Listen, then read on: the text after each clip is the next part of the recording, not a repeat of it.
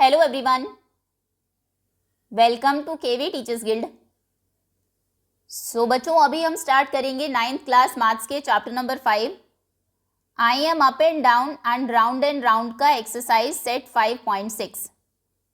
तो पहला क्वेश्चन है, in a circle with centre O the central angle A O B is 60 degree. एक circle है जिसमें सेंटर आपको गिवन है ओ, वहां पर central angle A O B, ये पॉइंट है ए ओ और ये है बी, ये एंगल आपको गिवन है 60 degree. And if the radius of the circle is 12 centimetre, ये दोनों रेडियस ही है ओ बी या फिर ओ ए, दोनों की लेंथ अगर 12 सेंटीमीटर है, what is the length of the chord A B. Chord A B अगर इसको आप ज्वाइन कर देते हैं, उसकी लेंथ आपको फाइंड करनी है। तो देखिए, आपको ट्रायंगल की दो साइड्स दी हैं, लेकिन दो साइड से तीसरी साइड आप तब फाइंड कर पाते पाइथागोरस को यूज करके अगर कोई एंगल 90 डिग्री होता। यहाँ पर एंगल आपको 60 दिया है। क्या आप इस ट्रायंगल के बाकी के दो एंगल्स फाइंड कर सकते हैं? अगेन, किसी ट्रायंगल में अगर आपको दो एंगल्स गिवन होते हैं, तीसरा फाइंड करना हो तो हम तीनों का सम 180 होता है। एएसपी एंगल सम प्रॉपर्टी को यूज करके थर्ड फाइंड कर देते हैं। यहाँ पर एक ही एंगल गिवन है, दो एंगल्स मिसिंग है, लेकिन आप देखेंगे एक और चीज इस ट्रायंगल में आपको दिखाई देगी, ये एक आइसोसेलेस ट्रायंगल है, क्योंकि यहाँ पर ओ ए और ओ बी इक्वल होंगे, दोनों रेडियस है। और किसी भी आइसोसेलेस ट्रायंगल में अगर दो साइड्स इक्वल होती है तो उनके ऑपोजिट एंगल्स भी इक्वल होते हैं, मतलब जो एंगल्स हमें फाइंड करने हैं वो आपस में इक्वल है। दोनों को एक अल्फ़ाबेट से रिप्रेजेंट कर देते हैं। मान लीजिए दोनों एक्स है, एक्स की वैल्यू फाइंड करेंगे, फिर कॉर्ड कैसे फाइंड करनी है वो हम बाद में देखेंगे। चलिए, मान लीजिए ये आपका सर्कल है, सेंटर है ओ, देन ये कॉर्ड है ए बी जिसकी लेंथ आपको फाइंड करनी है, ये है angle A O B. A O B आपको गिवन है 60 degree. Okay, angle A O B is equal to 60 degree. अब हम कहेंगे in triangle A O B, triangle A O B में ए ओ इक्वल है बी ओ के, क्योंकि दोनों रेडियस है। A O equal to B O, both radii. अगर दो साइड्स इक्वल है तो उनके ऑपोजिट एंगल्स भी इक्वल होंगे, यानी कि यहां से आप कह सकते हैं एंगल ए इक्वल है एंगल बी के। रीजन आप क्या देंगे? Angles opposite to equal sides, ये इक्वल साइड्स के ऑपोजिट एंगल्स हैं, और हमने एंगल ए और एंगल बी को वैल्यू दे दी एक्स, ब्रैकेट में लेट लिख दीजिए। मान लीजिए दोनों की वैल्यू है एक्स, उसके अलावा ये आपको 12 सेंटीमीटर्स भी गिवन है। ये है 12 सेंटीमीटर, ओ बी भी है 12 सेंटीमीटर, क्योंकि रेडियस 12 गिवन थी। अभी तीसरा एंगल फाइंड करते हैं। अब हम लिखेंगे in triangle A O B, triangle A O B में angle A plus angle B plus angle O, तीनों एंगल्स का सम कितना होगा? किसी भी ट्रायंगल में तीनों एंगल्स का सम हमेशा 180 डिग्री होता है, इक्वल टू 180 डिग्री। इसे हम बोलते हैं ASP, एंगल सम प्रॉपर्टी। अब ए और बी तो एक्स है, x plus angle O, central angle आपको गिवन है 60 डिग्री है, 180 डिग्री। 2x इक्वल टू 60 उधर जाएगा तो माइनस होगा, यानी कि 2x हो गया 120 डिग्री, तो x हो जाएगा 120/2, यानी कि 2 6 12, 60 डिग्री। x है 60 डिग्री, मतलब एंगल ए भी 60 डिग्री है और एंगल बी भी 60 डिग्री है, और सी तो 60 डिग्री था ही। All three angles are equal. A B आपने 60 फाइंड किया, ओ आपको 60 गिवन था, तो तीनों अगर 60 हो गए, तीनों एंगल्स इक्वल हो गए, यानी कि triangle A O B is an equilateral triangle. पहले हमें लगा था आइसोसेलेस है, लेकिन ये एक इक्विलैटरल ट्रायंगल है, और इक्विलैटरल ट्रायंगल में तीनों साइड्स इक्वल होती हैं। सो ओ ए बी किसके इक्वल हो जाएगी? बाकी की जो दो साइड्स है ओ ए और ओ बी के, यानी कि वो भी 12 सेंटीमीटर हो जाएगी। So A B is equal to O A is equal to O B equal to 12 centimetre. So length of the chord की लेंथ भी कितनी है, इज 12 सेंटीमीटर। ओके, और ये आगे के लिए भी आप ध्यान रखेंगे, कोई भी कॉर्ड अगर सेंटर पर 60 डिग्री का एंगल बनाती है, यानी कि जो ट्रायंगल आपका बनेगा वो एक इक्विलैटरल ट्रायंगल होगा, क्योंकि एक एंगल 60 है, बाकी के दो अपने आप 60 हो जाएंगे, इक्वल है दोनों। ये एंगल पहले आपने फाइंड किया, इक्विलैटरल ट्रायंगल हो गया, तो तीनों साइड्स भी इक्वल हैं, तो जो रेडियस की लेंथ है वही हमारी कॉर्ड की लेंथ हो जाएगी। Now let A and B be 2 points on a circle with centre O. मान लीजिए सर्कल के ऊपर 2 पॉइंट्स है ए और बी, जहां पर सेंटर है ओ। आर ए बी अभी बनाएंगे हम। Are there points X and Y, 2 points on the circle, okay, X and Y on the circle that on the same side of A B. अच्छा, एक सेकेंड ड्रॉ कर लेते हैं। मान लीजिए ये है हमारा सर्कल विद सेंटर ओ, ये इसका सेंटर है ओ, देन ये है A B, chord A B, दो ए और बी 2 पॉइंट्स हैं सर्कल के ऊपर। अब क्वेश्चन कहता है क्या ऐसे 2 पॉइंट्स यहाँ पर हो सकते हैं एक्स और वाई सर्कल में on the same side of A B के सेम साइड पर, मान लीजिए ऊपर की ही तरफ है, 2 पॉइंट्स एक्स है एक सर्कल के ऊपर और एक ये पॉइंट है Y, such that angle A X B is different from A Y B. ऐसा नहीं हो सकता, ये हमने पहले भी पढ़ा है कि सेम सेगमेंट में जो आपके एंगल्स बनते हैं, जो एक आर्क या एक कॉर्ड बनाती है, वो हमेशा इक्वल होते हैं। तो हमेशा ए एक्स बी इक्वल होगा ए वाई बी के, दोनों डिफरेंट नहीं हो सकते हैं। पहले हम थ्योरम ही लिख देते हैं, that angles subtended by an arc और एन कॉर्ड और a cord, an arc or chord in the same segment, same side पर, क्योंकि एंगल्स बने हैं ये उन्होंने दिया है। अगर x वहाँ y कहीं नीचे होता तो ये दोनों एंगल्स बन सकते थे, फिर भी बाय एन आर्क और a chord in the same segment of the circle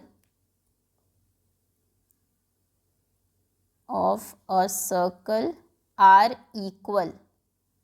ये हमारी थ्योरम है कि जो एक ही आर्क, जैसे यहाँ पर ये आर्क ए बी या फिर कॉर्ड ए ओ आप कह लीजिए, इसने 2 एंगल्स बनाए हैं सेम साइड पर, ऊपर वाली सेगमेंट में ही, मेजर सेगमेंट में ए वाई बी और ए एक्स बी, वो हमेशा इक्वल होते हैं।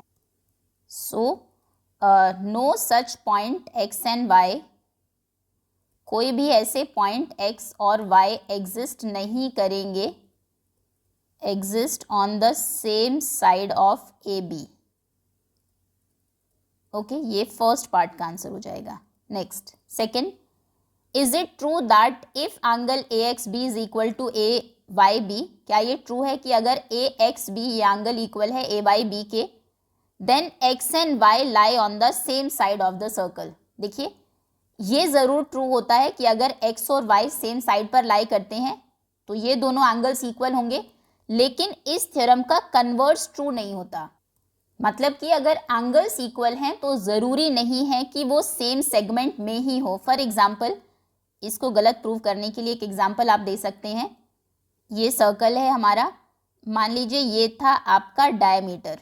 अब डायमीटर ने ऊपर भी 90 डिग्री का एंगल वो बनाता है, सेमी सर्कल में बना हुआ एंगल हमेशा राइट एंगल होता है, और नीचे जो एंगल बनाएगा वो भी 90 डिग्री का होगा। अब इसमें ये भी एंगल 90 है, ये भी एंगल 90 है, दोनों इक्वल है और दोनों इसी आर्क ने बनाए हैं, इसी कॉर्ड ने बनाए हैं, लेकिन क्या ये सेम सेगमेंट में बने हुए हैं, एक साइड पर है? ये ट्रू नहीं है। तो मान लीजिए ये है ए बी, ये है एक्स, यहाँ पर है सेंट ओ और ये है वाई। आप कहेंगे angle A X B equal है एंगल ए वाई बी के, क्योंकि दोनों 90 डिग्री है ना, सेमी सर्कल में बने हुए एंगल्स हैं। But x and why do not lie on the same side. एक ए बी के ऊपर की तरफ है, एक नीचे की तरफ है, on the same side, so it is not always true. ये हालांकि ट्रू होता है कि अगर दो एंगल्स इक्वल है, मान लीजिए यहाँ पर एक एंगल बनेगा वो भी 90 होगा, तो सेम साइड के एंगल्स 90 होते ही है, लेकिन अगर एंगल इक्वल हैं तो ज़रूरी नहीं है कि वो सेम साइड पर हो, okay, but they are not on the same side. So the statement is not always true. True होती है लेकिन हमेशा ट्रू नहीं होती. इस फॉल्स नहीं लिखेंगे आप इस स्टेटमेंट को, हमेशा ट्रू नहीं होती ये लिखेंगे, always true. Okay. Equality of angles alone does not guarantee that x and y are on the same side of AB. Now, if angle AXB is equal to angle AYB and x and y do not lie on the circle, does the circle through ABX also pass through y? अच्छा, मान लीजिए ये आपके दो angles हैं, अभी circle नहीं बनाते हैं, ये था AB, ये है AXB एंगल, ये है AYB एंगल. ओके, आपको गिवन है ए बी से बना ए एक्स बी और ए Y B.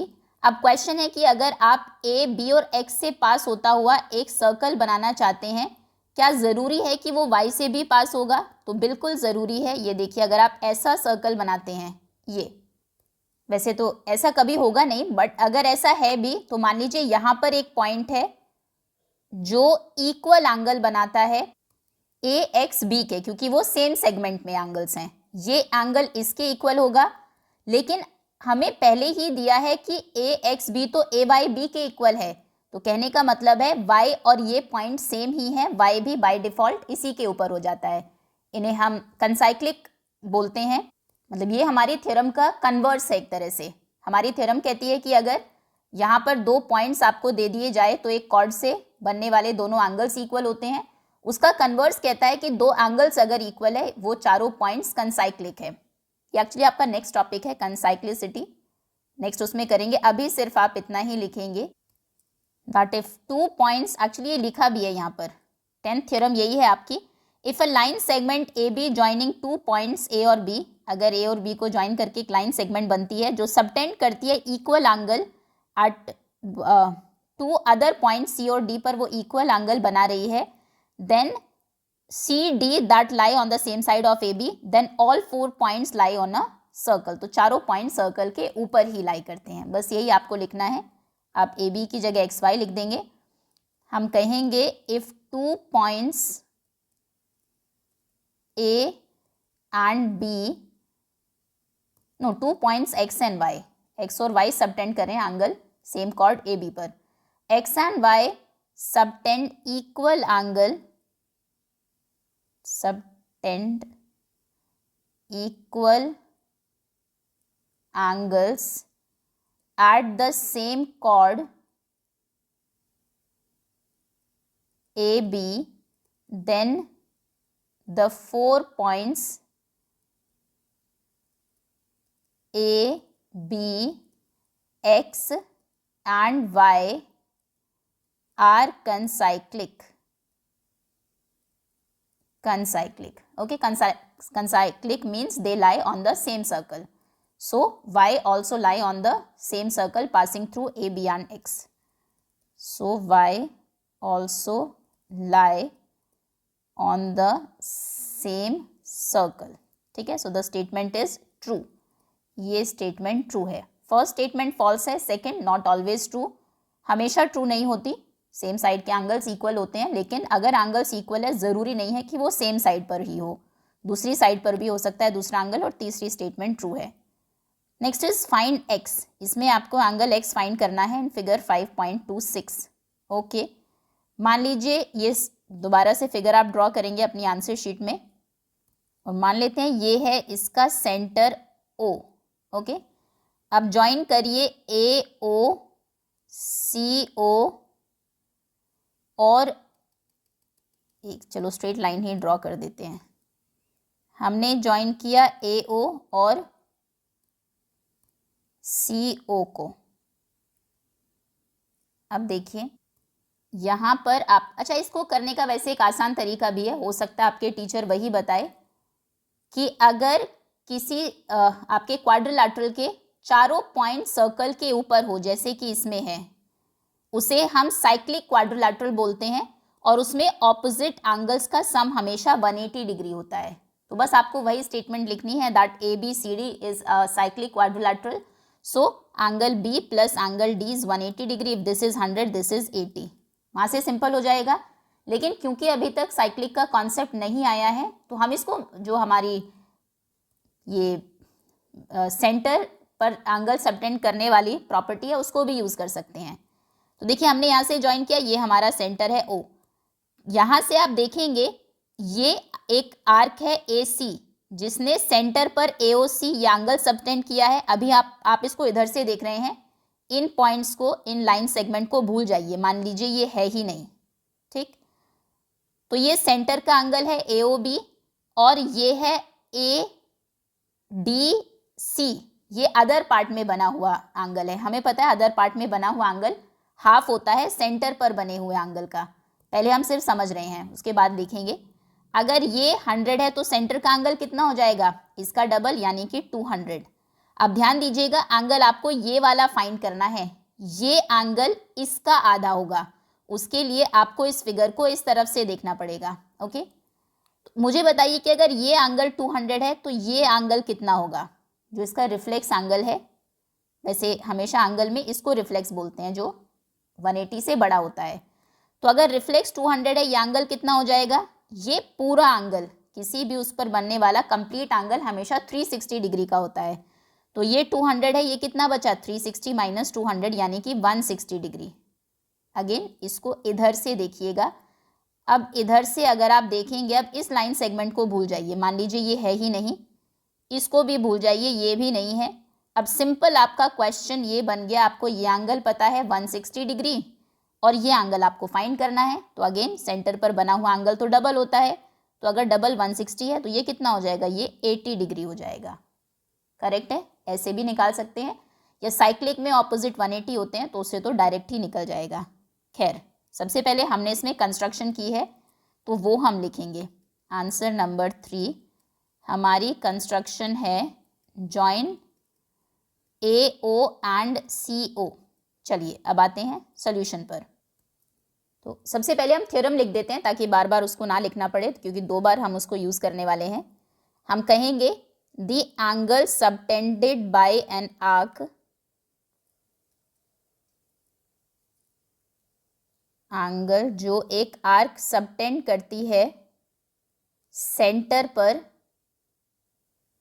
Eight the centre is double the angle subtended by it, जो वो एंगल सबटेंड करती है by it at any point on the remaining circle, on the remaining circle. Okay, अब यहाँ पर AOC आर्क ने ADC subtend किया remaining part में, रिफ्लेक्स AOC सबटेंड किया है सेंटर पर। सो रिफ्लेक्स एंगल, ध्यान रखिएगा अगर आपने एंगल AOC लिख दिया तो एंगल AOC ये माना जाएगा।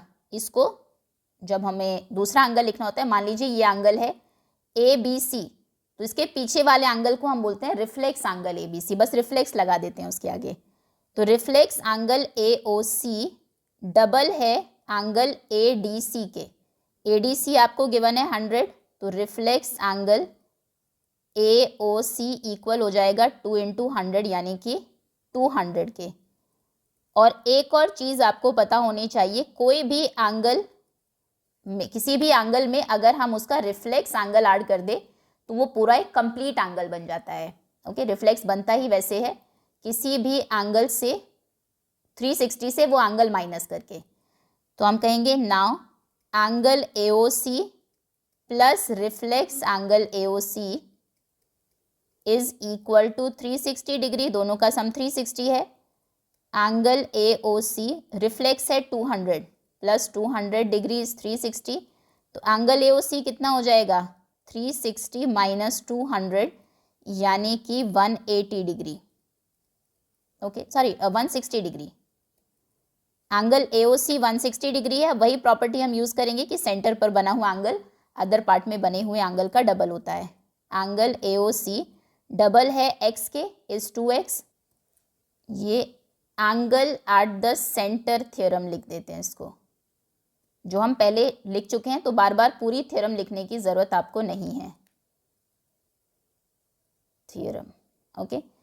तो एंगल AOC अभी 160 डिग्री है, 160 डिग्री इक्वल टू 2x, 2 आएगा LHS में, डिवाइड होगा, डिवाइड करेगा 160 को, तो x हो जाएगा 80 डिग्री, x की वैल्यू है 80। क्लियर?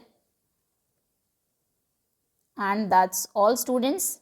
इसी के साथ एक्सरसाइज ओवर होती है। होपफुली तीनों क्वेश्चंस आपको बहुत अच्छे से समझ में आ गए होंगे। Thank you so much for watching.